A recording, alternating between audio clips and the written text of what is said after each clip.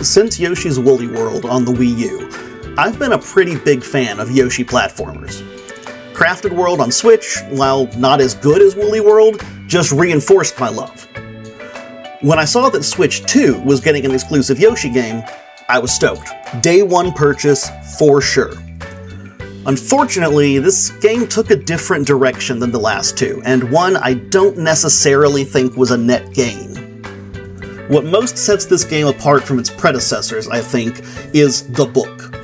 The titular mysterious book, Mr. Encyclopedia, or Mr. E for short, is actually a living, talking book, but it can't read itself. Each of its chapters have a variety of creatures, and Mr. E asks you to go and research each of these creatures.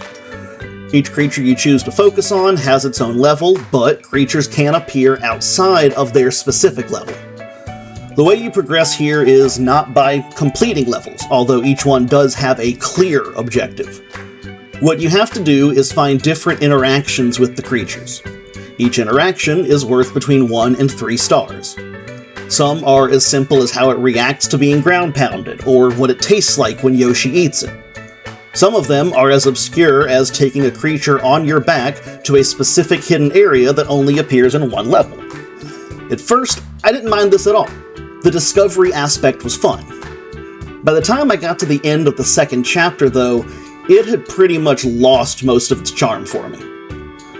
The challenge here isn't clearing a level, it's finding increasingly frustratingly obscure creature interactions because you need a certain number of stars, total cumulative, to unlock the next chapter.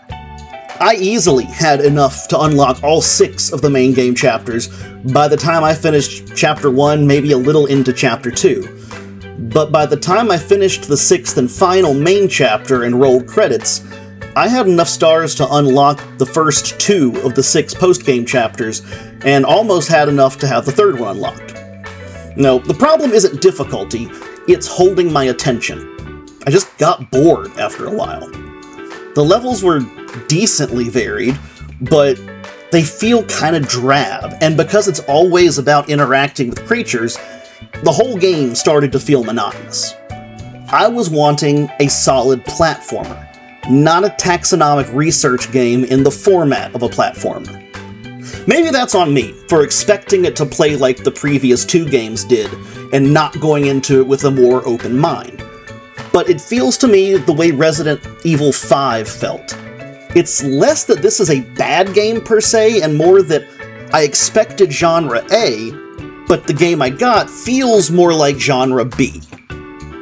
Graphically, the game is cute. Its visuals aren't gonna wow anyone. I don't see any reason this couldn't have run just fine on Switch, but the art style is cute. They took sort of a watercolor look approach, and I absolutely love that they took the game's art design in that direction. It looks fantastic. The music was good, but not especially memorable, and that's really the game's overall problem. It's forgettable. The story is cute and simple, and it's clearly made to be accessible to young gamers, as you can't really die. If you fall off a ledge or into a pit, you just immediately respawn where you were, and enemies can hurt you, but you don't actually have any hit points to lose. I'm all for accessibility, and I have long played games on low difficulty settings because I'm here for a power trip and a story, not a great challenge to conquer. But this takes it too far. New Super Luigi U on Wii U got it perfect with Nabbit.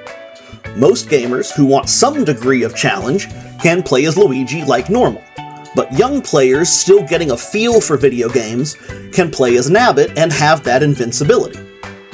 Invincibility was not the only option in New Super Luigi U like it is here.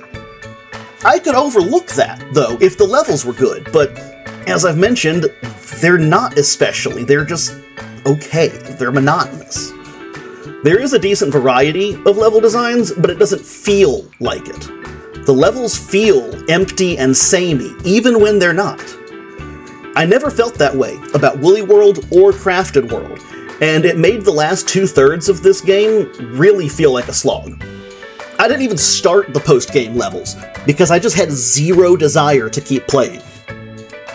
Yoshi and the Mysterious Book isn't a bad game, but the problem is that it's painfully okay. It's the kind of game that you wouldn't hate to play if it's all you had, but it's also not the game that most would ever want to replay or feel compelled to 100%. Artistically, they knocked it out of the park with the watercolor aesthetic. In terms of actual gameplay and level design, it's a disappointment.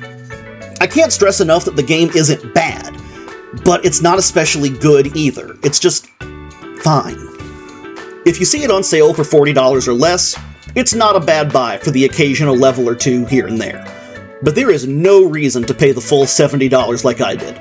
The game just isn't good enough to justify that price point. My rating for Yoshi and the Mysterious Book on Switch 2 is a D.